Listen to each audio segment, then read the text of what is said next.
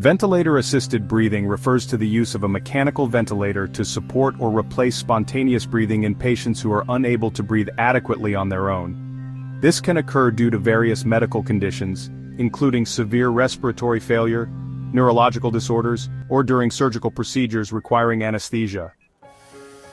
Types of ventilation.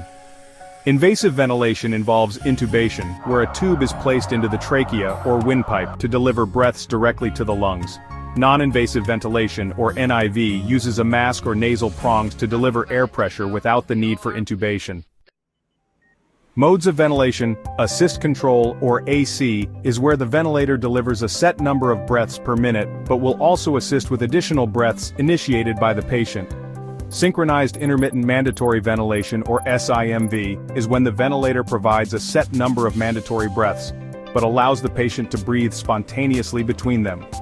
Pressure support ventilation, or PSV, is when the ventilator provides assistance during spontaneous breaths, helping to reduce the work of breathing. Indications: acute respiratory distress syndrome, or ARDS, chronic obstructive pulmonary disease, or COPD, exacerbations, neuromuscular diseases, overdose or sedation that impairs respiratory drive. Continuous monitoring of vital signs, oxygen saturation and blood gases is essential. Adjustments to ventilator settings may be necessary based on the patient's condition and response to treatment. Sedation may be used to ensure comfort and compliance with the ventilator, especially in invasive ventilation. The process of gradually reducing ventilator support as the patient's condition improves and they regain the ability to breathe independently.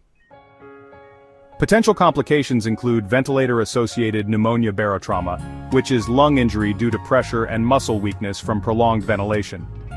Multidisciplinary care involving respiratory therapists, nurses, and physicians is crucial for optimizing patient outcomes. If you have specific questions or need more detailed information about any aspect of ventilator-assisted breathing, feel free to ask.